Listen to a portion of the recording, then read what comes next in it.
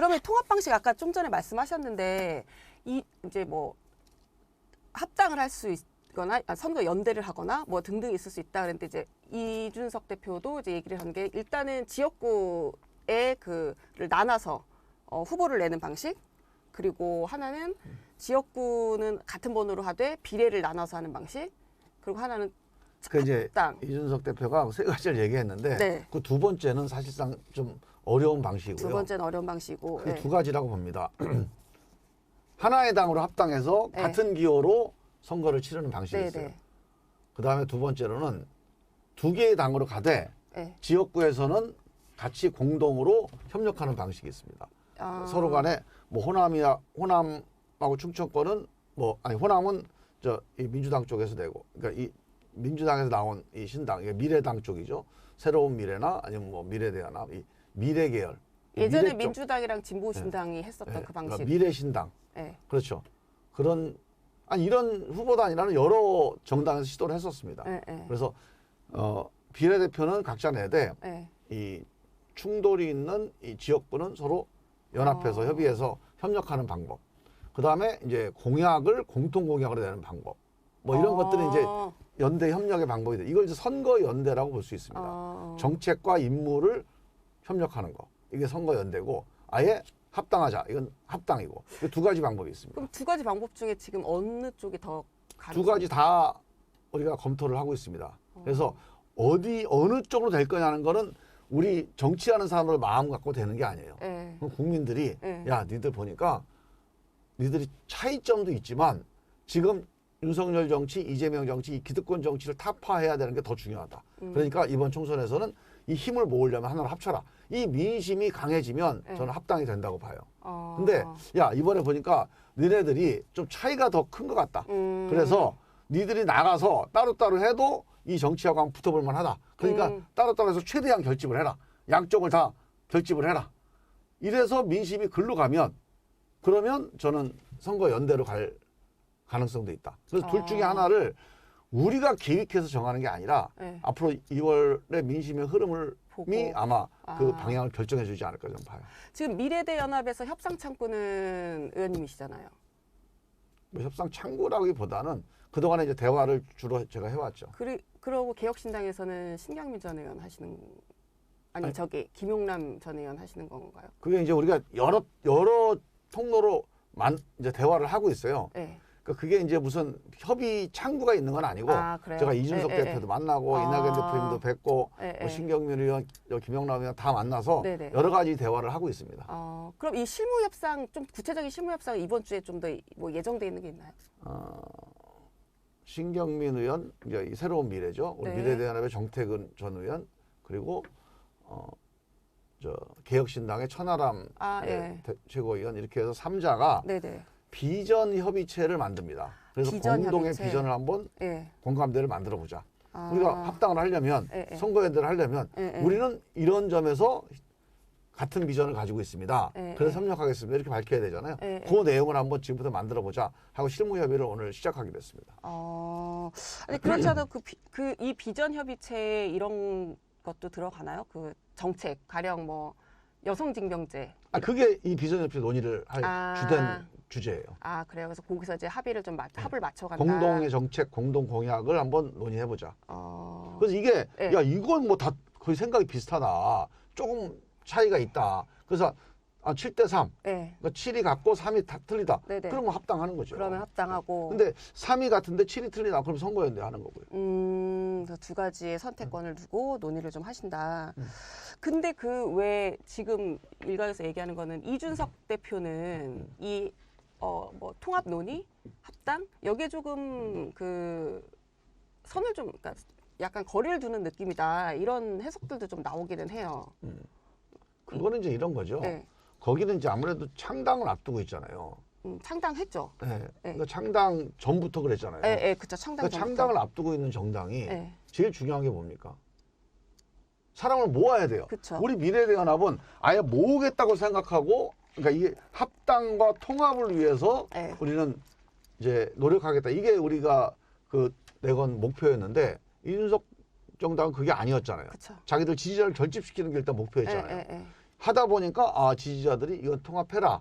그러면 통합하는 건데 일단 창당을 해서 지지자를 결집시키려면 네. 내가 누구랑 합치겠습니다라기보다는 나는 누구입니다. 나는 이걸 하겠습니다. 이 얘기를 하고 싶을 거 아닙니까? 그건 인지상정이에요. 그래요? 창당을 앞두고 우리가 왜 정당을 만들고 앞으로 어떻게 가겠다라고 얘기를 하는 게 뭐 정상이라고 봐야 되고 저는 뭐 그래서 우리가 이제 합당이나 통합보다는 각자 목소리를 내서 지지층을 결집시키자 이런 노력을 이제 이번 주부터 시작하자. 각자 파일을 좀 키우고 그리고 자기 함께 지지층을 결집시키는 거죠. 결집시키고 그리고 이걸 기반으로 해서 이제 같이 통합이냐 연대냐 이런 논의를 이제 해나가는 뭐 이런 단계로 가야 되지 않을까 싶습니다. 이게 이제 통합이냐 연대냐도 이제 협상을 하는 과정에서 어쨌든 각각 주도권 싸움이 좀 있을 것이다라는 전망들이 많잖아요. 없을 수가 없는 거고.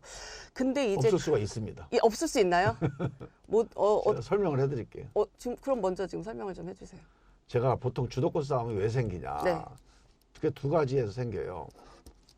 지지층이 서로 달라가지고 네. 그 지지층의 목소리를 들어보니까 네. 쟤네들하고 같이 하기가 어려워요. 네. 그러면 우리 지지층 목소리를 더 반영해야 반영하려고 되니까. 네. 하지 않겠습니까?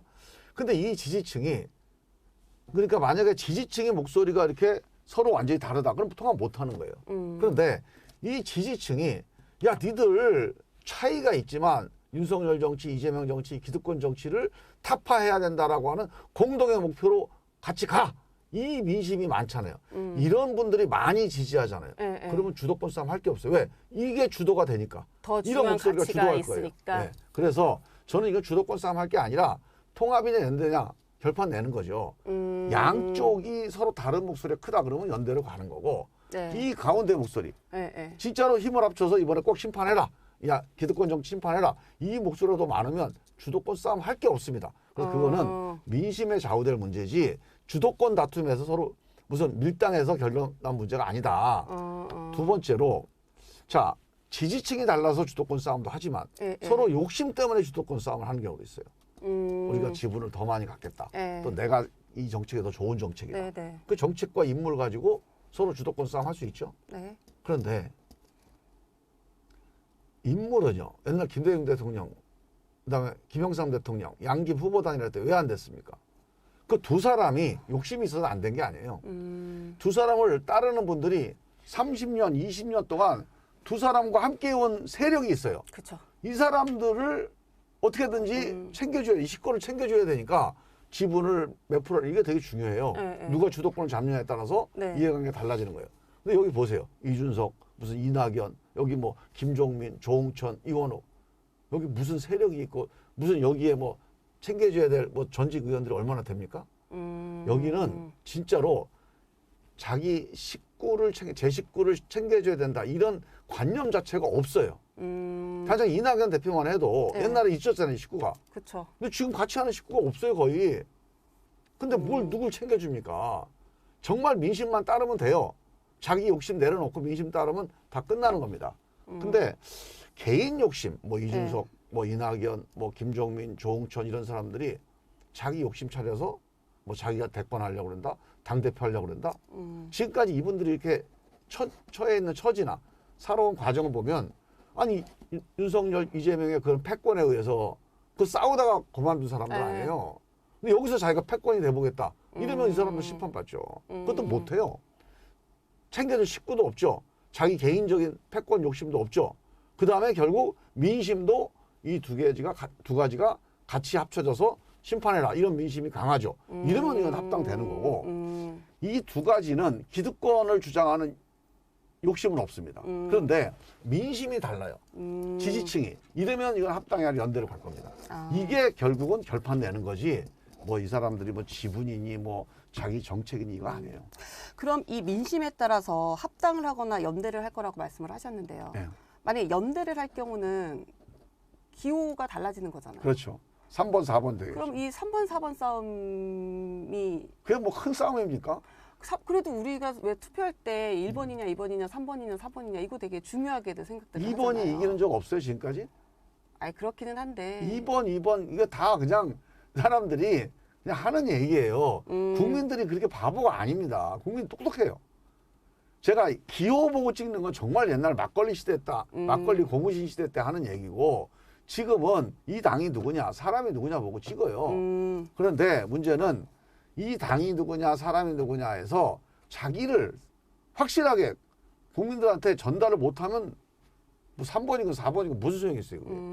아무 소용 없어요. 그래서 저는 그 3번, 4번이 중요한 게 아니라 자, 뭐 개혁신당, 우리 네. 미래당은 뭐 할 거다. 네, 여기에 대해서 국민들이 확실하게 인식을 하면 저는 뭐 기호가 중요한 건 아니다 이렇게 생각을 하고, 그래서 저는 연대를 할 경우에는 네. 각자 차이가 뭐고 공통점이 뭐고, 네. 공통점이 있어야 연대를 하는 거 아닙니까? 그렇죠. 공통점이 뭐다는 걸 분명하게 국민들한테 전달하는 게 좀 관건이라고 봐요. 그럼 만약에 연대를 하게 될 경우는 새로운 미래랑 미래대 연합이랑 새로운 미래가 함께하고 개혁신당이랑 뭐 양양자 의원당이 함께하는 뭐 이런 양양자 의원, 금태섭 의원은 모르겠습니다, 제가. 네. 그런데 하여간 그렇게 두 개로 구분이 되겠죠. 네. 개혁신당 쪽하고 우리 미래계열 이 신당 쪽하고 이제 네네. 크게 두 흐름이 만들어질 거라고 봐요. 그 네. 양양자 의원과 금태섭 의원이 네네. 옛날 민주당을 같이 했으니까 이쪽 미래 쪽으로 올 수도 있고, 또 약간 뭐 보수 쪽이다 그러면 또 이제 그 개혁 쪽으로 갈 수도 있고, 뭐 그게 이제 서로 차이가 있는데 그건 모릅니다. 그분들이 어떤 선택할지는. 이준석 대표는 양양자 의원 쪽에는 굉장히 이제 약간 러브콜을 하는 느낌이고 금태섭 그 뭐 거기가 이제 그동안에 얘기를 많이 해온 네. 모양이에요. 그 두 분은 어떤 선택할지는 저도 잘 모르겠습니다. 어, 양쪽 다 열려 있는 것 같아요. 아직까지는 양쪽 다 열려 근데 있다. 그 두 분은 네. 원칙은 일하는 전체가 대통합하는 방향으로 가야 된다라고 네. 하는 거를 원칙으로 갖고 있더라고요. 근데 음, 만약에 일단 1차 통합하고 2차 통합하고 이렇게 단계적인 통합으로 가게 된다면 어떤 선택을 하실 가능성이 있죠. 그땐 돼서 선택을 좀 아니 이낙연 전 대표랑 이준석 대표랑 개인적으로 이제 그때 세 분 만나셨잖아요. 네, 두 분이 좀 이 소통이 잘 되는 편인가요? 잘 돼요. 아 그래요? 네. 근데 이제 세상에 같은 당내에서도 네. 저도 이재명 대표랑 같은 당을 했지만 서로 생각이 다른 게 있죠. 차이가 있다는 거는 나쁜 게 아닙니다. 아 그쵸. 우리가 수력 발전이라는 게 에너지를 만드는 원리가 뭐죠? 높이의 낙서. 차이잖아요. 네. 위치 에너지의 차이. 그러니까 높이가 다르면 이게 에너지가 생겨요. 서로 차이가 생기면 이 에너지가 생깁니다. Difference is power. 네. 그래서 네. 전 차이가 있다는 건 좋은 건데 근본적으로 공통점이 있느냐? 네. 공통점이 있으면 같이 할 수 있다고 보는데 네. 그 공통점 케미에서는 저는 충분한 공감대가 있다고 봅니다. 가장 큰 게 이 윤석열 정치, 이재명 정치 이 두 가지 다 기득권, 패권 정치다. 네. 독점 정치다. 독선과 독주다. 네. 네. 이거는 민주주의가 아니다. 이거는 정치가 아니다. 우리 진짜 정치 해보자. 진짜 민주주의 해보자. 이 점에 있어서는 생각이 거의 100% 일치합니다. 그 이낙연 전 대표 지역구 출마 네. 말씀하셨잖아요. 호남 출마해야 된다 이렇게 말씀을 하셨는데 보니까 본인 불출마하시겠다고 하셨다가 좀 기류가 그래도 좀 귀담아 듣겠다라고 해서 열려 있는 분위기더라고요. 그거는 이런 거예요. 이낙연 대표께서 네. 미국에 있다가 귀국을 했잖아요. 네. 귀국할 때 당신이 또 무슨 선출직 나가서 무슨 권력을 잡겠다 이런 욕심 없다. 아, 난 정치적으로 개인적인 욕심은 없다. 네. 이게 귀국 일성이었어요. 그거는 맞는 얘기죠. 그리고 의미가 있는 얘기예요. 네, 네. 그래서 계속 불출마 얘기를 해오신 건데 이제 신당을 한다고 그랬잖아요. 네, 네. 이 신당을 하는 거면 그거 개인이 자기의 욕심이 없다. 이거는 존중을 하고 좋은 이제 말씀인데 네. 신당을 하겠다고 했으면 또 책임을 져야 되잖아요. 사람들을 당원들 다 모집했어요. 지지자들이 야 이낙연 대표가 뭘 한다고 이렇게 밀어주자고 결집을 했어요. 그러면 이 신당의 성공을 위해서 어떤 선택과 또는 뭔가 책임 있는 돌파를 역할. 해야 되잖아요. 골을 넣어야 되잖아요. 네, 네, 네. 그러면 그게 출마를 하는 게 필요하면 출마를 할 수도 있는 거고. 그래서 이제 광주 출마나 호남에서 뭔가 그 민심을 네. 결집시켜야 된다. 그런 저희가 이제 제안을 드린 거고 거기에 대해서 고민을 해보신다고 그랬으니까 뭐 지켜보면 될 것 같고요. 그거는 뭐가 옳고 그러냐의 문제가 아니고 네. 우리가 이 새로운 신당이 국민들에게 책임 있게 다가가는 게 어떤 모습이냐, 어떤 선택이냐 여기에 따라 달라지는 거지. 뭐 이낙연 대표가 뭐 욕심이 있고 없고의 문제는 아니에요. 네. 그 고민이 50대 50인가요 지금?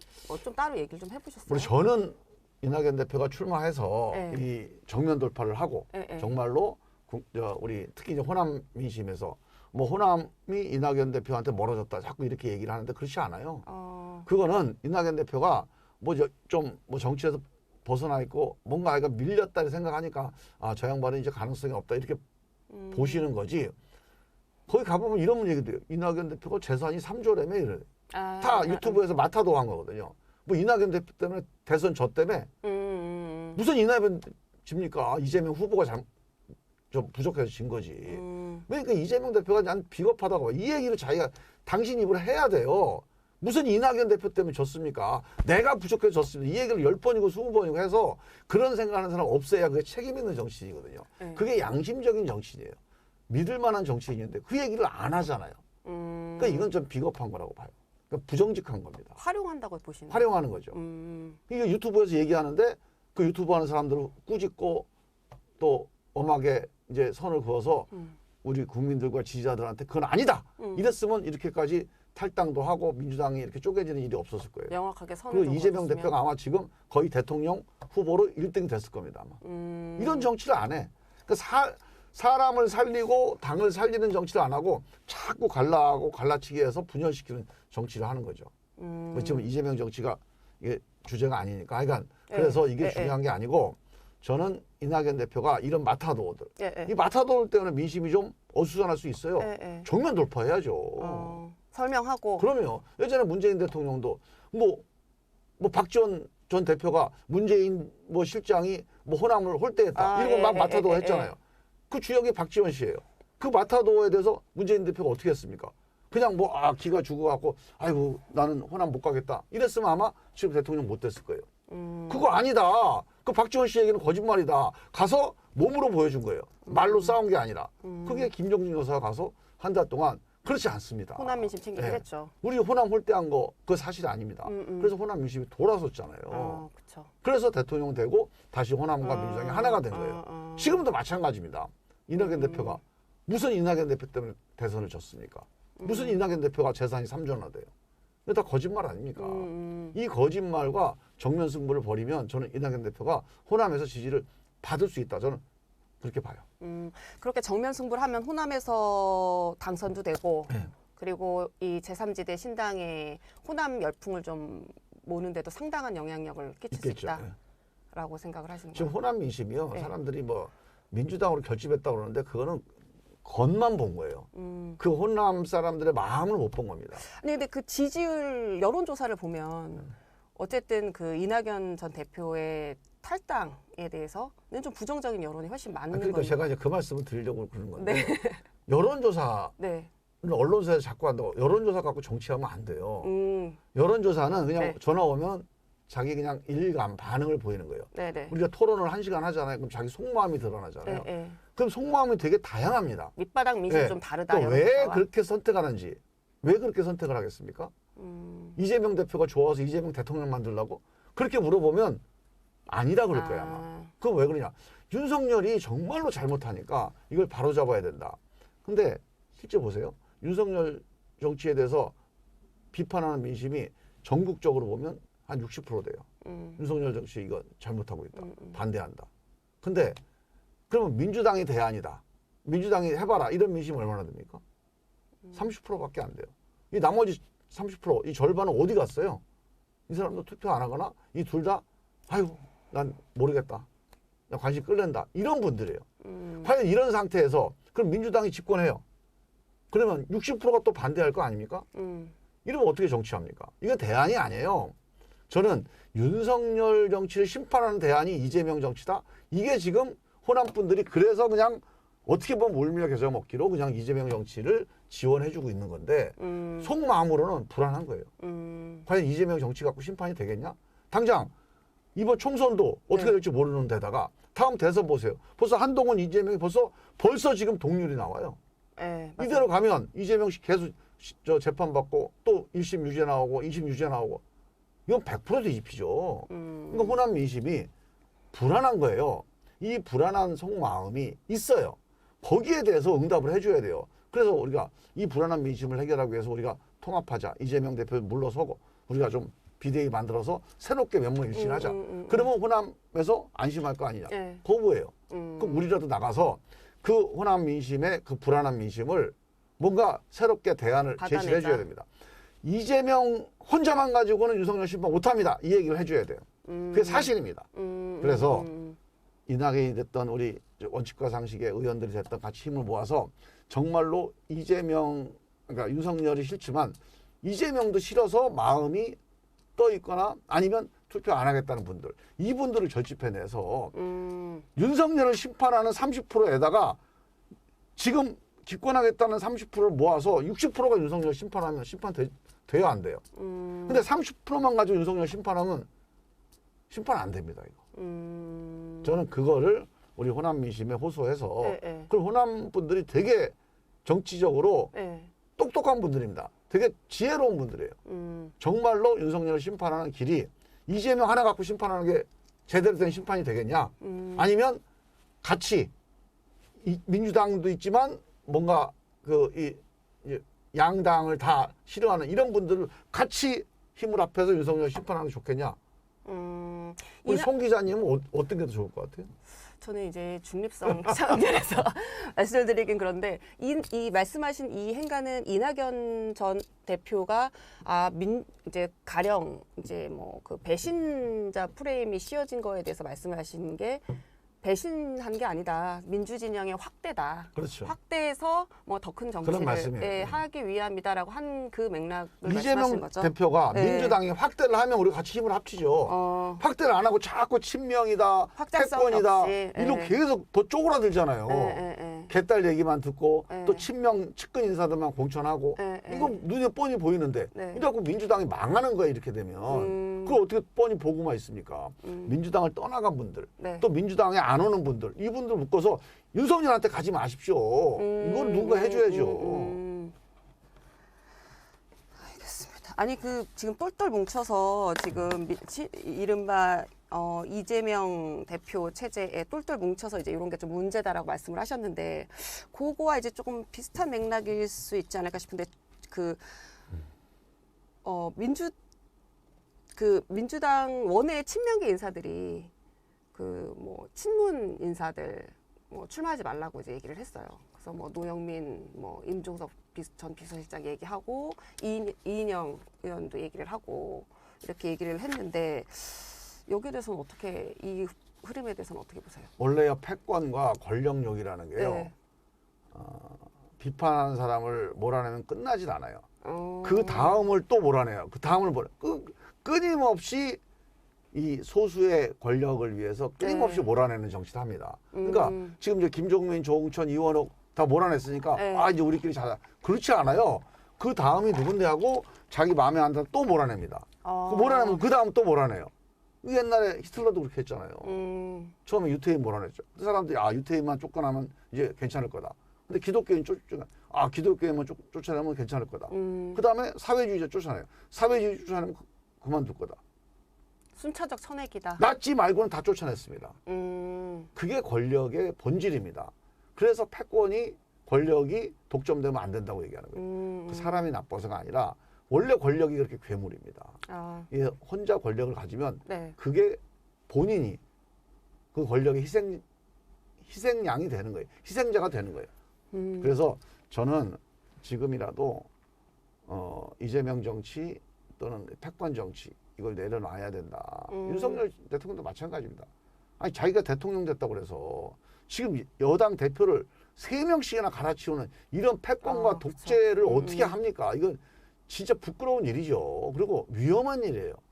아니 그런 정도의 판단력과 그런 정도의 비정상적인 어떤 판단력을 가지고 지금 대한민국 안보를 책임지고 이끌어 나가잖아요. 저는 이게 더 위험해요. 지금 걱정입니다. 지금.